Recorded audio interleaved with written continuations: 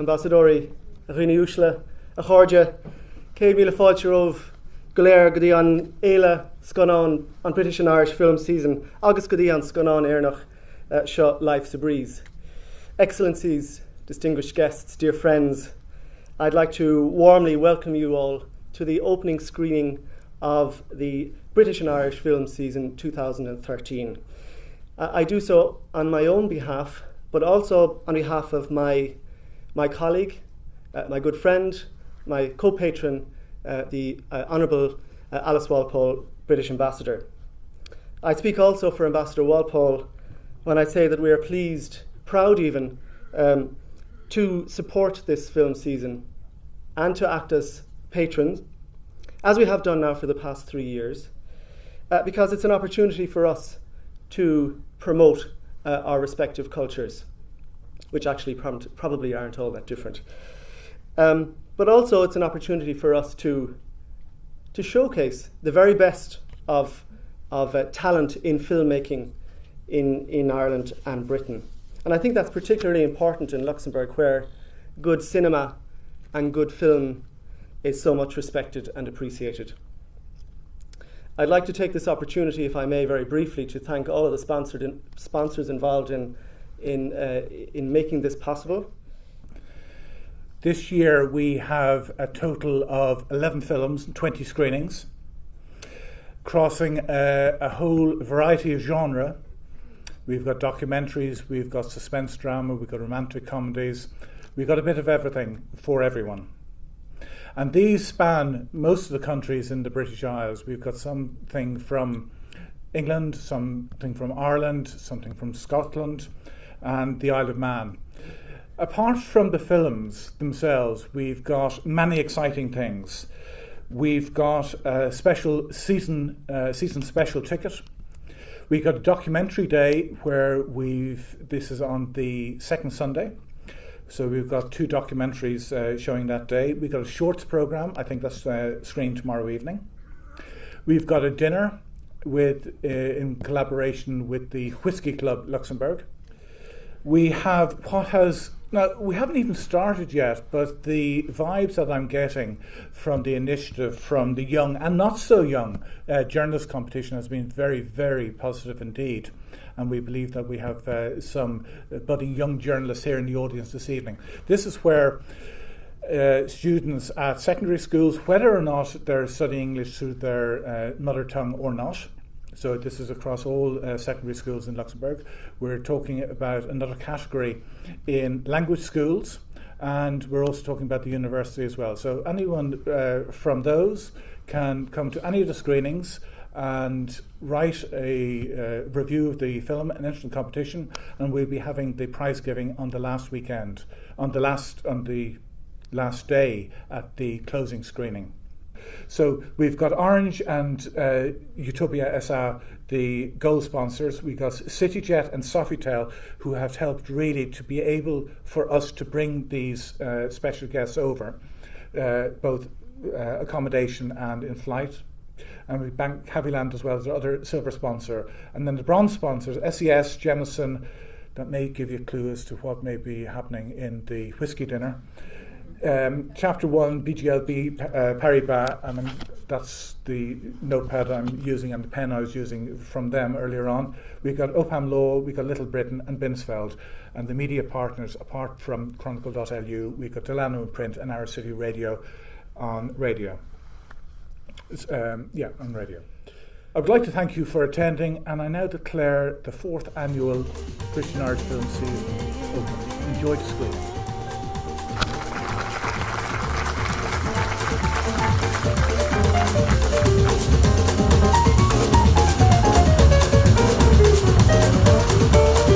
And I'd like to invite up to the front Maxine Peake. But I'd like to ask you, how did you prepare for this? Was the story based on something from the director's or the scriptwriter's background? It was Alva Keegan who wrote the script. She was Steph. It was written. Well, they didn't write it jointly. Alva wrote it, then Steph, who was director, Steph Green, came on and sort of tweaked it. it's sort of additional material by Steph.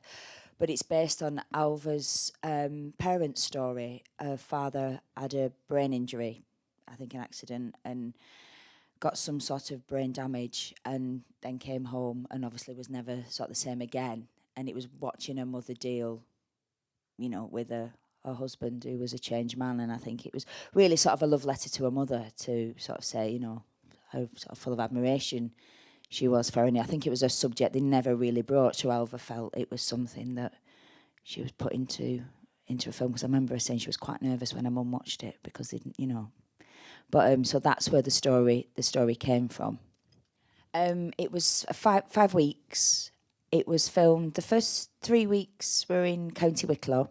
The house is in County Wicklow, and then the last 2 weeks we were in Dingle. So we did. I was over in Ireland for 6 weeks. We had a sort of a week's rehearsal, and then we were sort of straight in. And it was last June, sort of June into July, and it was freezing. Yeah. Did you have to take any sort of weather breaks if there was a little bit of precipitation in Ireland? Oh, it never stopped raining. But then I'm from the north of England, so it never stops raining there either. But I'd sort of completely packed the wrong wardrobe, thinking it was summer, and I had to go back the next weekend and bring the waterproofs and the woolly jumpers back. So we'd have to get it took quite a while to get to sort of pop out the freeze box at that angle. And because a few times it just sort of went, I've had enough, I'm back to my trailer. And we sort of lost it. It ran off. There was all the trailer, like little Winnebagos, the small sort of caravan types that we were used as dressing rooms and whatever. And it did sort of, and we thought it'd run off into the sort of Wicklow Hills, never to be seen again. But obviously, it did sort of just hang around the car park area. But that took quite a while. It was a penguin originally. In the script, it was a penguin. I'd like to welcome Amy Joyce Hastings and Graham Cantwell. Well, first of all, it's great that you could be here. It really means a lot to the Luxembourg cinema-going public. And certainly for the British and Irish film season as well. It really gives us a boost. As you can see, we're having this recorded as well. So after we've had an exchange and we try to go through a little bit of the making of the movie, we'll throw the questions and answers open to the floor. So when you'd like to ask a question, put up your hand and we'll get a mic to you. You wrote the script, but could you tell us in your own words how the story, how did the idea reach fruition? I'll go and grab a second mic. Sure.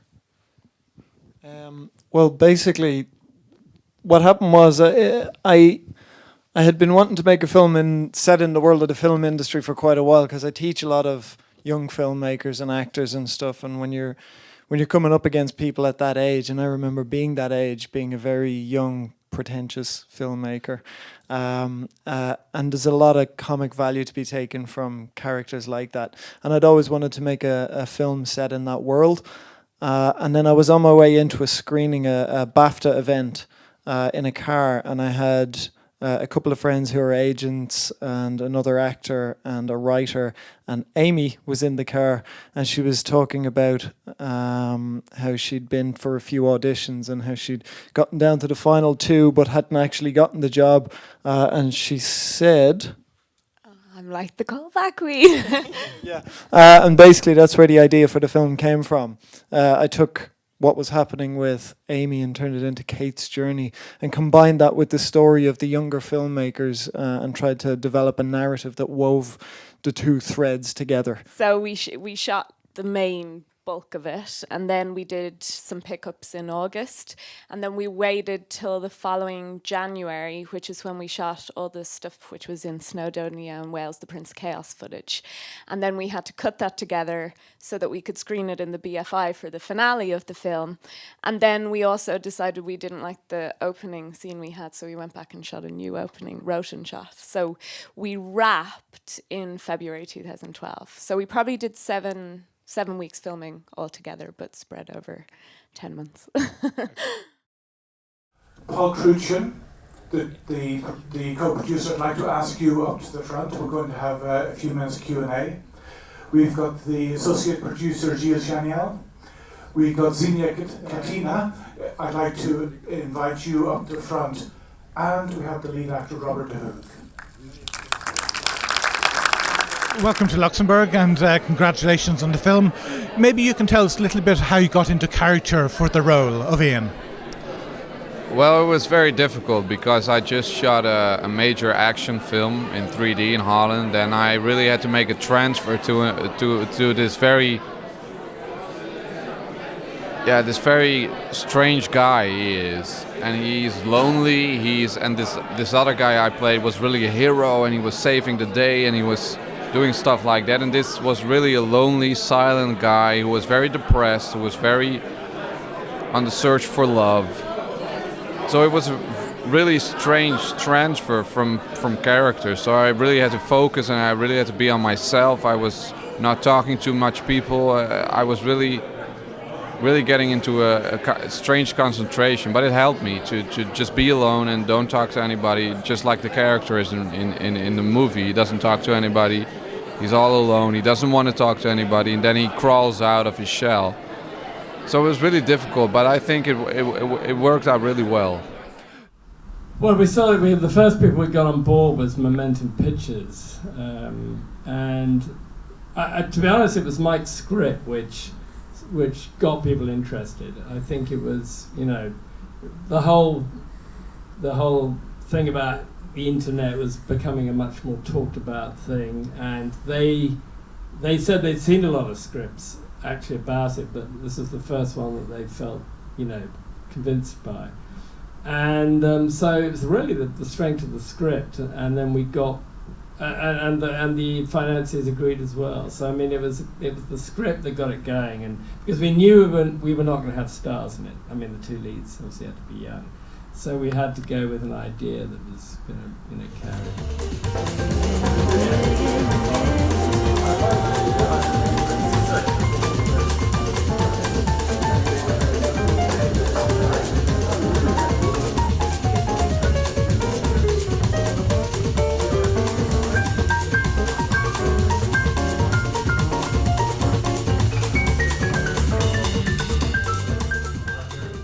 This was the 4th annual British and Irish film season here in Luxembourg. We had 11 films in total. Last year we had 9, we had 8 the previous year, and we had 7 in the first year. So we're going in the right direction. Next year I think we'll probably stay at 10 or 11. It's been a long fortnight, but the feedback that we've got from the people attending the screenings and the various events has been very, very positive indeed. We had a lot of innovations this year, but during the season there was a lot of emotions on screen and sometimes in the screening rooms too. Emotions of suspense and comedy and drama and laughter and a lot of others. Overall, the figures attending this year's British and Irish film season are more than 50% up on last year, which is great. It's, in fact, the figure is almost 60. It really depends how many people come to see the film later on. We had the 2 embassies, the British Embassy and the Irish Embassy here. We had the support of the British Council. We had the support of Culture Ireland, but 2 specific mentions are really worth to highlight. One was the Edinburgh Film Festival, and the other one was the Galway Film Fleadh, which were held in June and July respectively. And I was able to go over there and select most of the films that you have seen over these 2 weeks. So each year at about the end of May, Jeff comes to see me and he says, what about this year's film festival? And I'm always absolutely delighted to work with him because first of all, he's extremely well organised. I think you'll agree with me, he's put together the most wonderful film festival that has functioned very smoothly. Everything has been very professional. It's been absolutely terrific working with him. Secondly, he has such a passion for film, and I find that very exciting. I've got quite a few friends in the film industry myself, and film is very exciting. And I think, Jeff, that the passion you bring to this translates itself to all of us who come and watch films during the film festival. And the third reason why I so like working with you on the film festival is that you are absolutely great at picking good films. This year, I've seen three of the films this year. In fact, I've seen a couple more of them outside the context of the film festival. And they've been great films, really good, really exciting films. The British films particularly, for me, made me very pleased and very proud that we have such a fantastic film industry still in the UK at the moment. A film industry which has had to learn to stand on its own 2 feet, that can't depend on government subsidies, that can't depend on protectionism, but which on the basis of its own merits is getting out there and selling British films all over the world. And I know it's very much the same, I'm sure Dermot will say, it's very much the same with the Irish film industry. So I think we can be very proud of them. I know that you've enjoyed films very much over this last couple of weeks because I was able to look at 1 or 2 of the reviews that people wrote, and it was quite clear that they really did enjoy and engage with the films that they were watching. So I'm very glad, Jeff, that you've put in an innovation this year, that for the first time we've got a competition for film reviewing, and I hope we'll carry that on in future. But I'd also like to take the opportunity and thank Nico Simon, Jackie Beck, and all the staff at Utopolis for their incredible support and their work behind the scenes to make all this together. It certainly wasn't just me. It was a real team effort. We had loads of meetings, and they did a lot of work that I didn't see, but made the films get here and be screened. So thank you very much indeed. We had almost 50 entries. We had entries for 7 of the 11 films. Not all of them could have been reviewed because there was a couple that weren't screened until the end. And we had a deadline of last Friday lunchtime. We had entries from 10 different educational establishments, including the Athénée, the European School, the Lycée Robert Schumann, the Athénée Royal d'Orléans, the Lycée Classique d'Eekirch, the Lycée des Garçons Luxembourg, Lycée Michel Lucius, the Fitzwilliam College in Cambridge, so obviously somebody came over from there for this, and the University of Luxembourg as well.